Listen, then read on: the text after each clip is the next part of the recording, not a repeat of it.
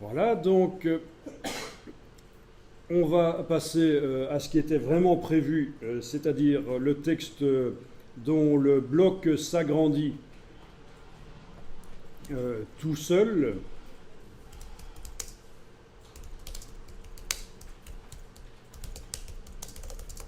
Voilà, pour voilà, texte dont bloc s'agrandit tout seul, on va faire ça. Donc c'est-à-dire que le cœur ici, j'en ai plus besoin. Je vais enlever l'œil en face du cœur, du groupe ici, voilà. Et je travaille sur le texte New York ici, qui peut être n'importe quoi si vous voulez mettre n'importe quoi comme texte, c'est bon. Ok, donc je vais changer la couleur des caractères. Actuellement, les caractères sont noirs et je vais les mettre dans une autre couleur. Je vais les mettre éventuellement en bleu. Donc c'est bien la case de fond qui est actuellement en avant-plan dans la palette des outils. Mon texte, la ligne de base est sélectionnée. Je vais dans le nuancier et je vais chercher une couleur, donc j'avais dit du bleu. Voilà. Donc j'ai le texte bleu. On est d'accord? Alors dans la palette aspect, le fait que le texte soit bleu ne se voit pas. Parce qu'en fait, ce n'est pas sur la ligne de base que j'ai mis la couleur bleue. Ce qui s'appelle le texte dans la palette aspect, c'est la ligne de base du texte. Donc ce n'est pas sur la ligne de base du texte que j'ai mis le bleu, c'est sur les caractères. Quand j'utilise la palette des outils comme ça pour mettre une couleur sur du texte, ça ne se met pas sur la ligne de base, ça se met sur les caractères. Et donc si dans la palette aspect, en ayant le texte ici sélectionné, si vous double-cliquez sur le mot caractère, vous entrez au niveau du caractère. En fait, on peut dire vous descendez en profondeur dans ce système de texte. Vous êtes au niveau des caractères. Et là, vous voyez que vous avez mis un fond bleu. Donc ceci, c'est ce qui correspond à ce qu'on voit dans la palette des outils ici. C'est donc la couleur sur les caractères.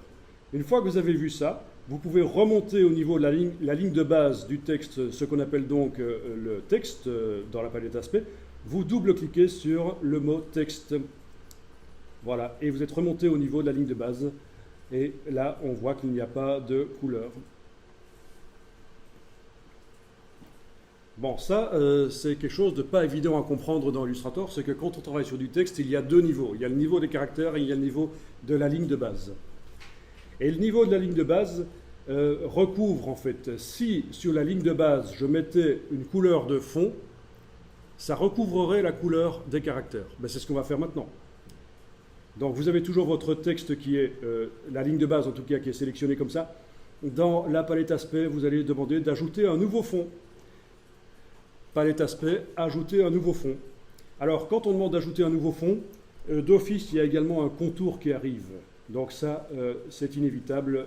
On peut le jeter, mais on peut le garder là aussi. Il y a une diagonale, ça veut dire qu'il n'y a pas de couleur de contour. Et donc je vais changer la couleur de fond.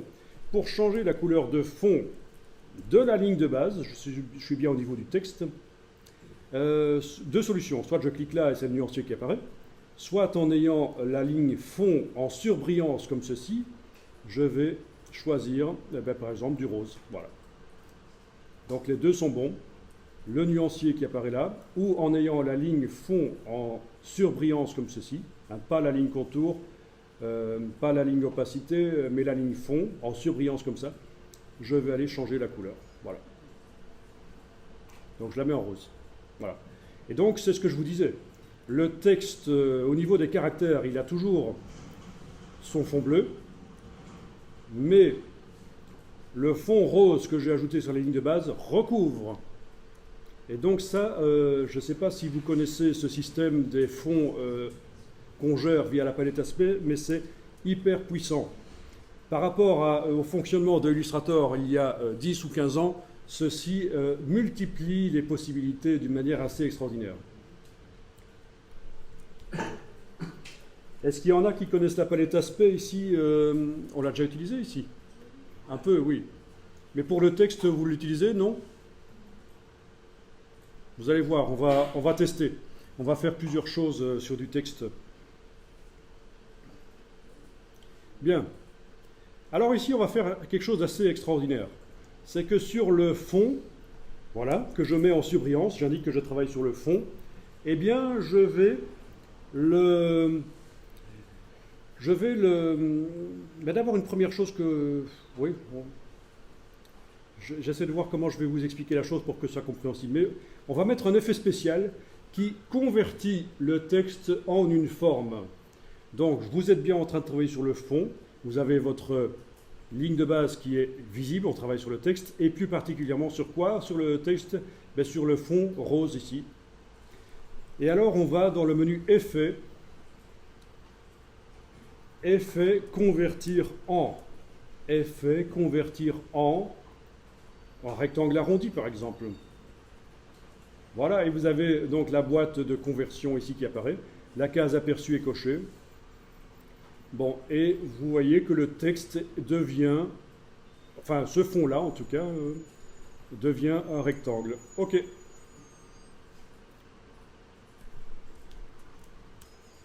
Alors, évidemment, il faut considérer que la palette aspect, c'est une espèce de mini palette décalque qui concerne l'objet sur lequel je suis en train de travailler. C'est donc dans ce cas-ci l'objet New York, le texte New York. Donc pour le texte New York ici, ça, évidemment dans la palette décalque de Illustrator, cet objet de texte c'est un seul objet, mais dans la palette aspect, je vois différentes choses et il faut considérer que c'est une espèce de mini palette décalque qui concerne l'intérieur de cet objet texte New York. Et ce qui se passe ici, c'est que le fond est au-dessus des caractères. Et c'est pour ça que je ne vois plus mes lettres. Mais si je prends le fond et que je le fais passer sous les caractères, je vois réapparaître mes lettres. Avec leur couleur qu'elles ont, le bleu.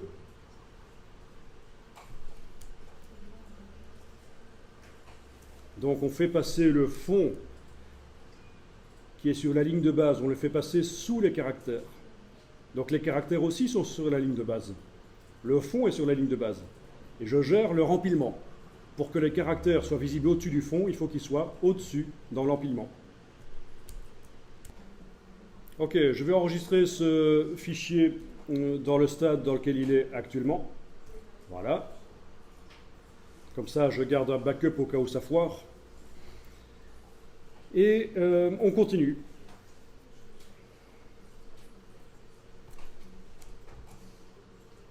Je vais mettre un contour. Donc, ma ligne de texte est toujours sélectionnée, avec la flèche noire, évidemment. OK. Faites attention à ce piège, parce que si le texte n'est pas sélectionné et que vous travaillez dans la palette aspect, vous faites des choses pour rien, vous travaillez dans le vide. Il faut absolument que l'objet soit sélectionné. L'objet sur lequel on travaille, c'est donc le texte avec la flèche noire. Je le sélectionne. Et là, quand je travaille dans la palette aspect, ça se voit ce que je fais. OK, donc ici, je vais ajouter un contour.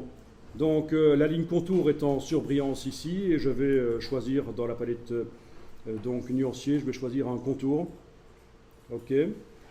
J'ai la possibilité de modifier l'épaisseur évidemment, voire même de faire apparaître toute la palette contour ici en cliquant sur le mot contour. Donc je n'ai pas besoin d'aller dans la palette contour, menu fenêtre contour, elle est là. C'est un raccourci pour y avoir accès si je voulais faire des choses bizarres comme des pointillés, etc. Et vous voyez que le contour se met sur le texte. En fait, le contour, je le voulais sur le rectangle. Qu'est-ce qui fait que ce rectangle existe? Eh bien, c'est le fait que le texte a reçu, le texte rose, là, a reçu un effet spécial de rectangle arrondi. C'est pour ça que j'ai un rectangle. Il n'existe pas réellement. Ce rectangle rose, ce n'est qu'un texte. C'est le texte qui subit une conversion en rectangle arrondi. Donc, si je veux que mon contour soit également un rectangle arrondi, je dois lui mettre le même effet spécial que celui-ci. Donc, la logique voudrait qu'en ayant la ligne contour activée, j'aille dans le menu Effet, convertir en forme, rectangle arrondi.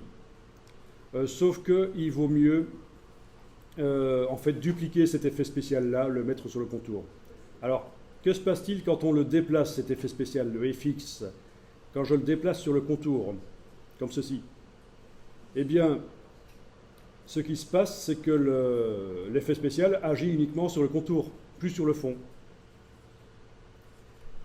Par rapport à tout à l'heure, les caractères roses, vous vous souvenez, ils sont maintenant en dessous des caractères. Hein. Le fond rose est en dessous des caractères, c'est pour ça qu'on voit le fond bleu du texte. Hein. C'est pour ça. Hein. Ok, donc le déplacer, l'effet spécial du fond vers le contour, c'est pas la solution. Parce que l'effet spécial est soit sur le fond, soit sur le contour. Non, en fait, il faut faire une copie. Et donc, il faut que pendant que je déplace cet effet spécial vers le contour, j'enfonce la touche Alt. Touche Alt enfoncée, je déplace sur le contour. Et là, j'obtiens une copie de l'effet spécial. Il est à deux endroits dans la palette aspect. Et j'ai donc un rectangle rose avec un contour orangé. C'est ce que je voulais. Le contour orangé, je ne le voulais pas sur le bord des lettres, je le voulais sur le bord du rectangle. C'est ce qui m'intéressait. Ah, si je le veux aussi sur les lettres, je fais ça. Je le prends ici et je le déplace sur les... Je le déplace sur quoi, au fait? Ah oui, dans ce cas-ci, il faudrait mettre un deuxième contour. Oui, en fait, il faudrait... Vous ne le faites pas, ça. Hein. Vous ne le faites pas parce que ça complique les choses. Mais juste pour répondre à ta question, je vais dupliquer le contour orangé. Et sur un des deux duplicatages, je vais enlever l'effet de rectangle arrondi. Et donc, le contour ici se met sur le texte. Oui, mais ça, je ne vais pas faire. Hein. Donc, ça devient un peu trop compliqué. C'était juste pour répondre à ta question. Je voulais le contour, en fait, uniquement sous forme de rectangle. Voilà.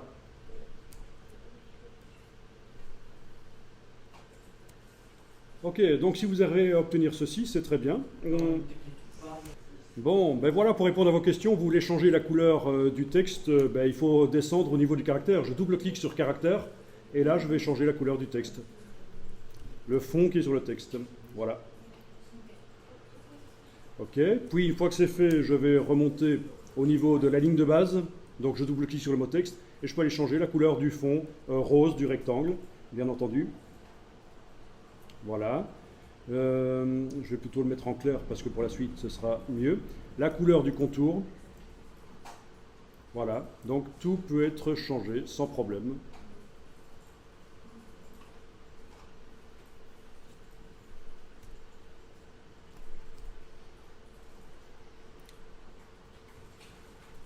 Bien. Et le but de ça, hein, c'est de pouvoir modifier le texte et le rectangle se modifie automatiquement. Il s'agrandit.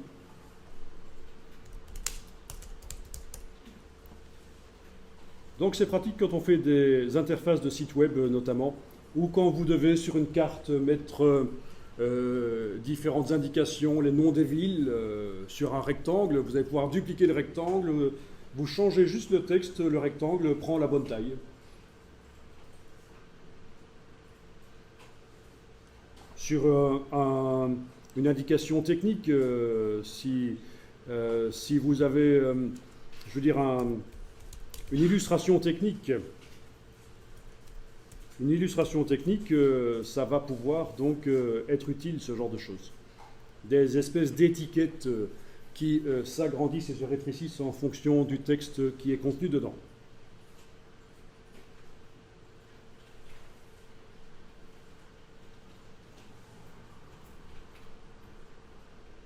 Waouh. Erreur de ma part, je suis descendu au niveau des caractères, j'étais en train de mettre un contour sur les caractères, c'est pas ce que je veux. Je voulais modifier le fond. Voilà. Donc il faut faire attention, il faut vraiment réfléchir. Voilà, ok.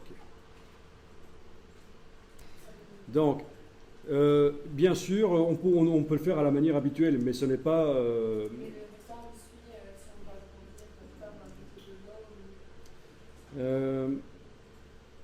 un rectangle captif, oui, ça pourrait marcher aussi.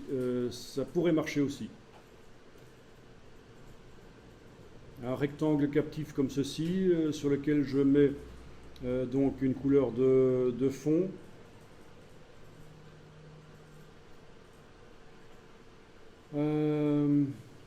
Oui, sauf que là, c'est oui, c'est un rectangle captif, il ne peut pas contenir de couleur. Déjà, là, je suis coincé, en fait. Donc, si je fais avec le texte un rectangle comme ça, c'est un texte captif. Et donc, il ne peut pas contenir de couleur. Je suis obligé d'ajouter des fonds, etc. Aussi. L'autre solution, ce serait de faire un rectangle tout simple, voire même un rectangle à coin arrondi. Et voilà, lui donner une couleur de fond. Et par-dessus, mettre un texte, mais c'est beaucoup moins dynamique. Si je veux modifier le texte, le rectangle, lui, il est complètement indépendant, en fait. Hein. On est d'accord. Hein. Donc si j'y vais avec l'outil texte pour agrandir ça, le rectangle, forcément, ne va pas suivre. Voilà, donc ça c'est l'ancienne manière de faire, et si vous avez énormément d'étiquettes à mettre sur une illustration, sur une carte, c'est pas pratique. Donc la méthode qui est vue là, ici, est plus intéressante, puisque en fonction du contenu, le rectangle change. Ok, alors on va quand même ajuster un peu le rectangle, parce que je trouve qu'il y a trop d'espace au-dessus et en dessous, par rapport à la hauteur du caractère ici. Trop d'espace au-dessus et en dessous. Et donc, je sélectionne le texte avec la flèche noire, la ligne de base en tout cas, voilà, le texte. Et dans la palette aspect, je vais aller faire apparaître les paramètres du rectangle gris que l'on voit là, chez moi. Le rectangle gris qui est au fond là. Donc, je clique sur rectangle arrondi ici, sur le fond gris. OK. Et ici, je suis en taille relative. Relative, ça veut dire relative à la dimension ici, le contenu. Et je vais régler la hauteur. Voilà. Avec la case aperçu cochée, on peut régler ça et on voit que le rectangle devient plus petit. Voilà, 0. On peut même aller en négatif. Hein, voilà. Moins 11, voilà ce que ça donne. Si je veux que le texte soit comme attaché sur une barre, c'est possible d'aller en négatif pour la largeur du rectangle. OK.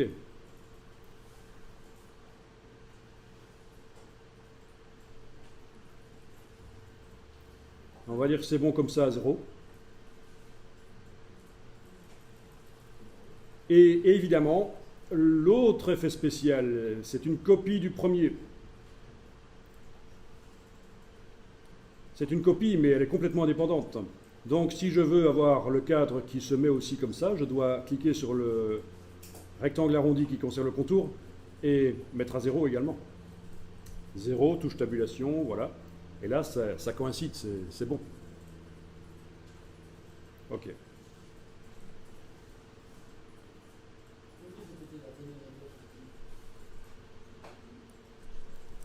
Donc, pour répondre à ta question, si tu as fait des choses vraiment bizarres ici avec des virgules et que tu veux, voilà, par exemple 0,455, touche tabulation, ça ne se voit pas trop. Voilà, ok. Voilà. Alors, donc plutôt que de réouvrir celui du contour et de mettre la même valeur, on peut peut-être essayer d'enfoncer la touche Alt et déplacer là-dessus. Ça ne marche pas. Donc, ce qu'on peut faire, c'est carrément enlever l'œil en face de celui-ci et redupliquer celui-là dessus. Voilà, ça marche. Donc celui-là, je pourrais même le jeter. Celui-ci. Puisque l'œil n'est pas affiché, c'est l'ancien. Donc je reduplique dans ce cas-là. C'est possible aussi si on a mis plein de valeurs différentes et qu'on ne veut pas se casser la tête à faire du copier-coller.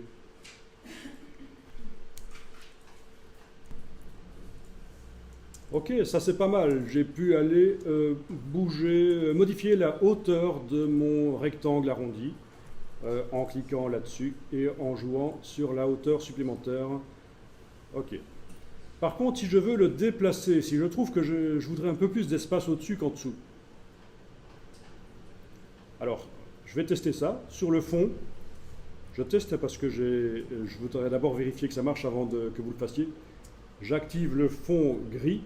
Et je vais mettre un effet de transformation, effet distorsion et transformation, transformation. Et là-dessus, je vais faire un déplacement Voilà, j'ai coché la case aperçue pour voir ce que ça donne derrière en direct. Et là-dessus, je vais faire un effet de déplacement vertical. Voilà, ça marche. J'arrive à replacer le rectangle pour avoir plus d'espace au-dessus qu'en dessous. Donc ça, vous pouvez faire. Ça marche, je viens de vérifier. Vous activez le fond. Vous allez dans le menu Effet, Distorsion et Transformation, Transformation. En ayant la case aperçue cochée, vous allez pouvoir donc visualiser que quand vous jouez sur le curseur, le déplacement, pas la mise à échelle, le déplacement vertical, vous arrivez à le déplacer par rapport à la position originale en fait de la ligne de base du texte. C'est ça. Ok, donc j'obtiens un effet de transformation que je peux également mettre sur le contour. Donc touche Alt, je le déplace sur le contour. Et voilà, le contour est également monté de la même valeur. Voilà, vous voyez que c'est quand même assez intéressant, tous ces effets spéciaux et le fait que ce soit dynamique et qu'on puisse modifier par la suite si jamais c'est pas au bon endroit.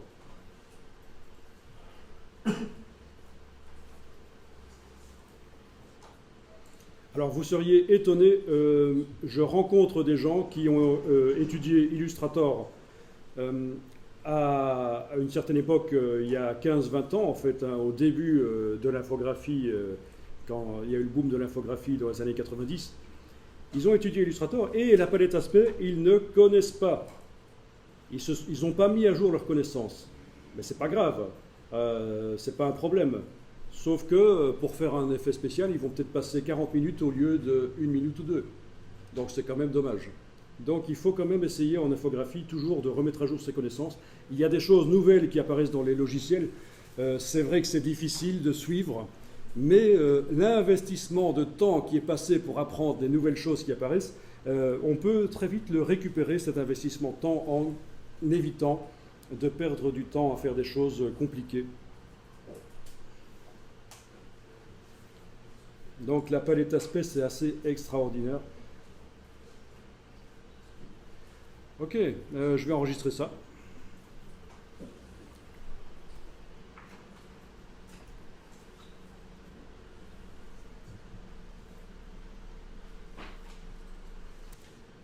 Alors, pour les meilleurs parmi vous, les meilleurs des Jedi, je rigole, on va aller plus loin. Tout le monde va y arriver, vous allez voir. On va mettre des effets spéciaux d'ombre maintenant. Donc, je voudrais mettre une ombre sur le contour. Donc j'active le contour. Donc toujours bien vérifier, vous avez votre ligne de base du texte qui est sélectionnée avec la flèche noire. On est bien en train de travailler sur l'objet. J'active le contour et sur ce contour, je vais mettre un effet spécial d'ombre portée.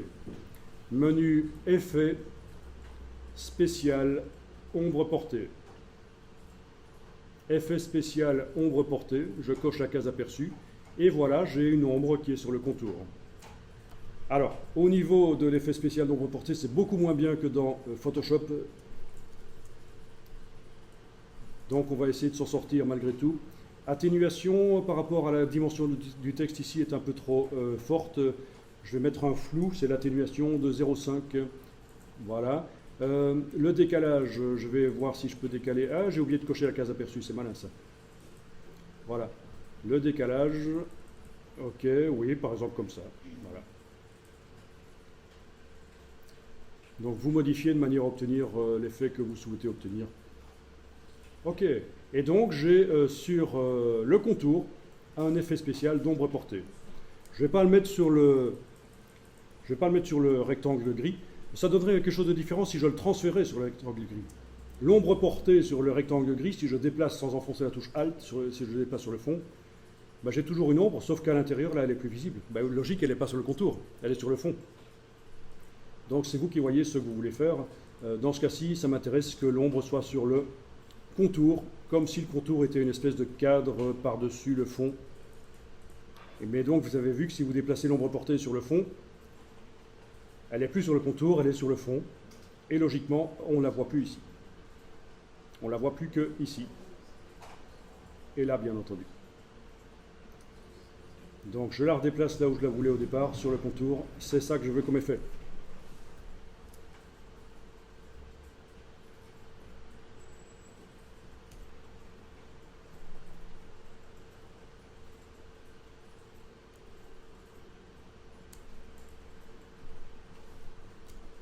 Et si je voulais l'ombre sur le texte?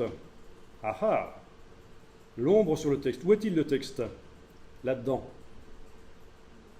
Ben d'abord, il faut que je le sélectionne. Ah ah! Parce que là, je vois rien. Je sélectionne avec la flèche noire. Voilà. Le texte, il est là. Ce sont les caractères. Je vais entrer dans les caractères. Et je vais tenter de mettre sur le fond des caractères un effet spécial d'ombre portée. Menu Effet, spécial, ombre portée. Menu Effet, spécial, ombre portée. Et c'est grisé, ça ne marche pas. Ben oui, on ne sait pas mettre d'effets spéciaux au niveau des caractères. Donc voilà l'astuce, je vais supprimer le fond. Donc déjà, vous, quand vous êtes à cet endroit-ci, vous descendez au niveau des caractères, vous double-cliquez sur le mot caractère. Ici. Vous double-cliquez sur le mot caractère et on va lui enlever son fond. Donc on a des caractères qui n'ont plus aucun contour et aucun fond. Donc ils ne sont plus visibles. Ils sont toujours là, mais ils ne sont plus visibles. Et je remonte au niveau du texte. On est d'accord? Je remonte au niveau du texte et je vais ajouter un contour. Je vais ajouter un fond. Menu de la palette aspect, ajouter un nouveau fond. Fond de quelle couleur? Comme ça par exemple, ou comme ça. C'est vous qui voyez. Et donc, qu'est-ce qui se passe? Eh bien, le texte réapparaît. Le texte réapparaît parce que je viens d'ajouter un nouveau fond sur la ligne de base. Et comme ce nouveau fond n'a pas d'effet de rectangle arrondi, il se met réellement le fond sur le texte. L'autre fond, il a un effet de rectangle arrondi qui fait en sorte qu'il ne se met pas sur le texte, il se met sur une forme de rectangle arrondi. Mais ce fond-ci, le dernier que j'ai mis, il n'a pas d'effet spécial, il se met vraiment sur le texte, parce que c'est un texte, je suis en train de travailler sur un texte. Ok. On est d'accord jusque-là? Et si je mets une ombre portée sur ce texte, il aura une ombre portée. Alors tant qu'à faire, autant prendre l'ombre portée qui est déjà sur le contour. Il suffit que je prenne l'ombre portée qui est sur le contour et que j'enfonce la touche Alt et que je déplace sur le fond vert ici du texte, et le texte aura une ombre portée. Donc touche Alt, je déplace l'effet spécial du contour sur le fond du texte, et voilà. C'est ce que je voulais. L'ombre portée sur le texte. Ok, avec une autre couleur, ce sera peut-être bien.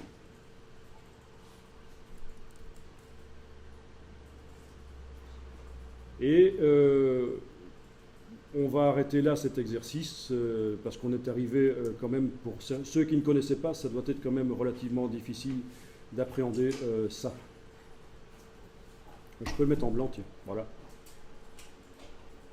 Donc vous imaginez, vous pouvez mettre au point comme ça des aspects que vous allez pouvoir réutiliser, pas seulement dans un document, mais aussi dans plein d'autres.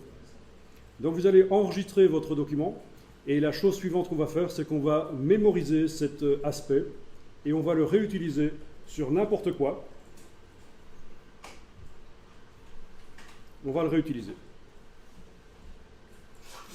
Donc vous enregistrez le document, pour être sûr de ne pas le perdre, et nous allons réutiliser ça.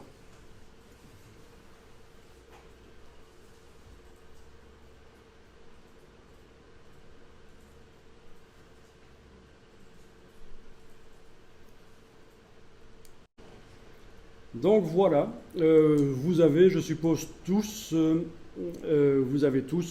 ceci, donc le texte avec l'aspect. Et évidemment, si avec la flèche noire, j'enfonce la touche Alt et je déplace la ligne de base, j'obtiens un deuxième. Si j'enfonce la touche majuscule pendant que je fais ça, ça contraint sur les axes. Donc Alt et puis majuscule, je lâche le bouton souris, puis les touches. Voilà. Si je sélectionne les deux, touche Alt et majuscule, même chose. Donc vous pouvez multiplier comme vous voulez le texte et aller même le modifier. Voilà. Ok. Voilà. Voilà. Donc vous imaginez que ça peut être très sympa pour faire une interface de site web Parce qu'en fait, dans Illustrator, on peut faire des interfaces de site web, comme dans Photoshop. Vous avez dans le menu Fichier l'exportation pour le web. Voilà, avec l'optimisation en images GIF, PNG, JPEG, etc.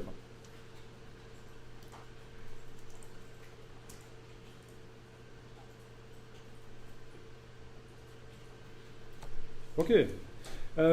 Mais si je veux utiliser ça dans un autre document, alors si je crée un autre document, je vais faire fichier nouveau ici. Fichier nouveau. Évidemment, si je tape du texte et que je veux que ce texte ait le même aspect que dans le document, pas celui-là, pas celui-là non plus, celui-ci, voilà. Donc si dans mon document ici, le nouveau que je viens de créer, je veux que ce texte prenne le même aspect que celui-là, mais ça ne va pas être évident en fait. Donc il y a une solution, c'est que je transfère par copier-coller, évidemment, un des textes ici, copier, puis je vais dans le document ici, coller, et là, je peux l'utiliser. Donc ça, c'est une solution transférée par copier-coller. Bon. Je vais supprimer, parce qu'il y a une meilleure solution que ça.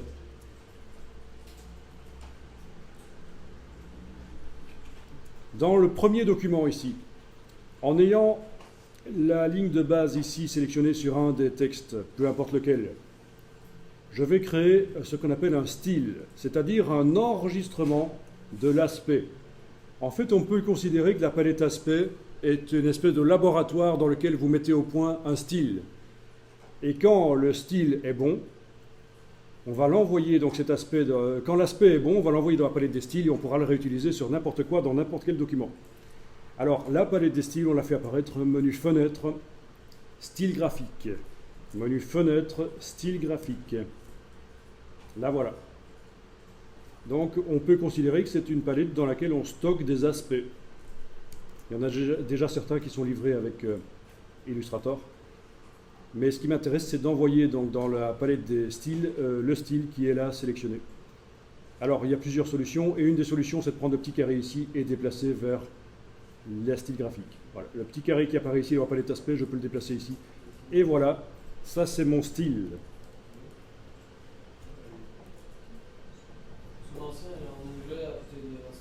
Tu dis que tu as, à côté de la palette d'aspect, tu as un autre onglet, il s'appelle Style graphique. Ah oui, ben voilà, c'est ça. En fait, c'est vrai que dans Illustrator, ils sont parfois associés. Donc je peux d'ailleurs les associer ici en les superposant. Et voilà. Donc j'ai les deux. Ok, et bon, de toute façon, si tu fais nouveau style graphique, ça doit marcher aussi, à mon avis. En ayant ceci sélectionné, dans le menu de la palette style graphique, nouveau style graphique. Ok, oui, ça fait la même chose en fait. Donc, c'est l'autre manière de créer le style. Mais ici, je vais jeter la corbeille parce que j'en avais déjà le même qui était là. Donc les palettes, ça se gère comme ça, vous savez, ça se détache avec les onglets, ça se remet ensemble. Voilà, vous pouvez enregistrer votre propre espace de travail une fois que vous avez configuré les palettes et les positions que vous voulez, que vous préférez. Voilà. En tout cas, voilà, j'ai le style graphique qui est là. Résultat, si maintenant je tape n'importe quoi comme texte, je vais prendre l'outil texte.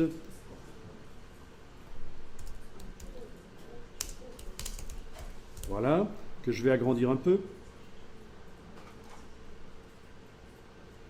C'est pas ça que je voulais mettre, c'était test que je voulais mettre. Voilà, test de style. Voilà, donc j'ai un texte ici. Si je lui applique ce style-ci, en ayant donc la ligne de base de ce texte que je viens de taper avec l'outil texte, en ayant la ligne de base sélectionnée avec la flèche noire, j'applique le style et voilà, ça fonctionne. Voilà. Alors ça devrait marcher même si le caractère change de dimension.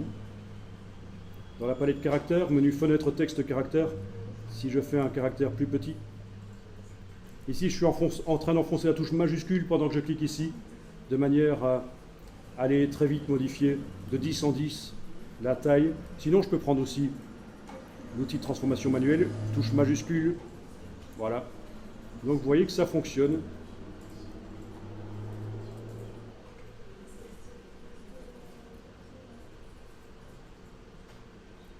Voilà. Et alors, je subodore que ça va même fonctionner aussi sur autre chose que du texte. Je vais essayer. Je vais essayer ça. Je vais créer rapidement une forme ici. Une forme qui va avoir... Voilà. Voyons un peu si j'applique le style sur cette forme. Et bien voilà, ça marche. Vous voyez, j'annule. J'ai une forme ici. Voilà. J'ai une forme et sur cette forme, je vais appliquer le style graphique. Voilà. Bon, ça, c'est pas très intéressant, mais ça marche. Si je fais une deuxième forme et que je les groupe ensemble et que j'applique le style sur le groupe, ça devrait marcher aussi. Voilà. Voilà. Donc, ma deuxième forme. Si je sélectionne les deux, ça va faire un truc bizarre. Si j'applique le style, ça va me faire 2 fois le style, oui, sur chacune des formes. J'annule. Si je groupe ça, objet associé, ça veut dire que dans la palette des calques, le style, je vais l'appliquer sur le groupe, pas sur les objets à l'intérieur du groupe. Voilà, ça marche. Ils ont perdu leur couleur. Ok. Bon. Mais ça, c'est logique, c'est parce que dans le style, il est indiqué que l'objet reçoit une couleur. Donc c'est normal qu'ils aient perdu leur couleur, mais ça peut encore se modifier après.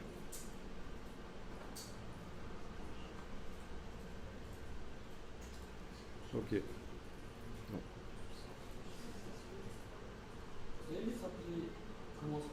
Voilà. Donc voilà, ici après avoir appliqué le style aux deux objets, je suis allé dans la palette aspect. En fait, c'est au groupe que j'ai appliqué le style, pas aux objets. Si j'ouvre le groupe, on voit que les cibles ne sont pas grisées, c'est vraiment le groupe qui a reçu le style, qui a reçu l'aspect. Donc si je vais dans la palette aspect enlever la partie fond, je vois réapparaître les couleurs originales des objets. Mais bon, c'est pas très important. Et alors vous vous posez la question, mais comment est-ce qu'on fait pour transférer un style d'un document à l'autre? Donc on va voir ça.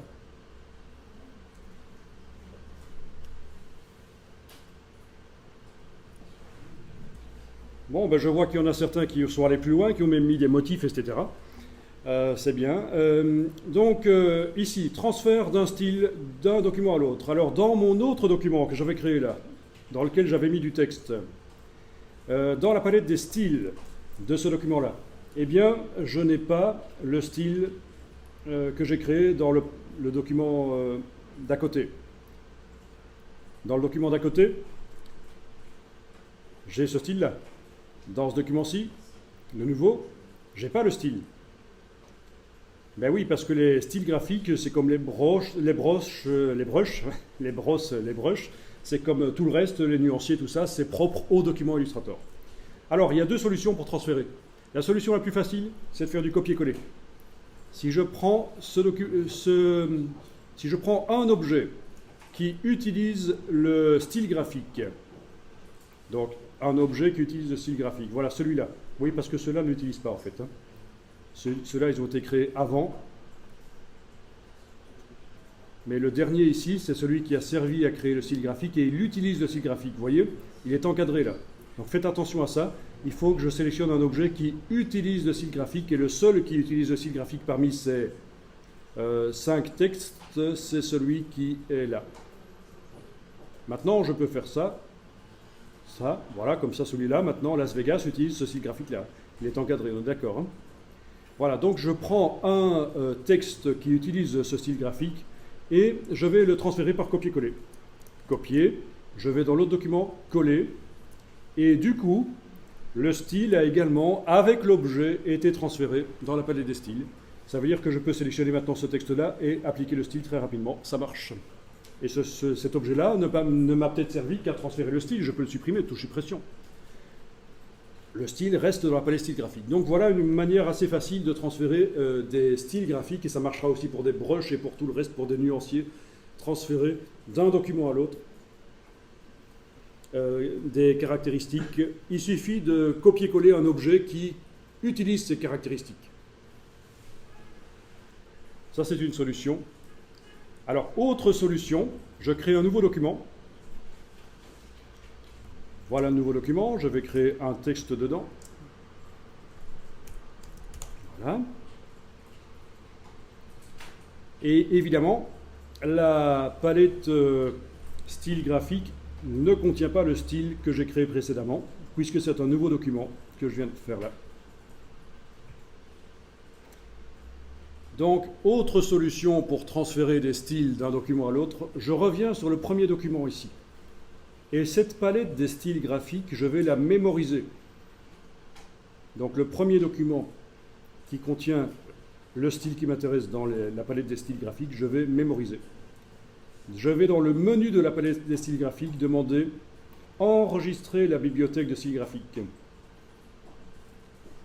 Voilà. Et je vais appeler ça « Panneau pour les villes sur la carte », par exemple. Et alors, ça me propose d'enregistrer à un certain endroit. Vous ne changez pas ça. C'est l'endroit où Illustrator va regarder où se trouvent les styles graphiques. Donc vous ne changez pas l'endroit où vous enregistrez, Illustrator vous propose le bon endroit. Donc c'est menu de la palette des styles graphiques, tout en bas, enregistrer les styles graphiques comme bibliothèque. Et j'enregistre.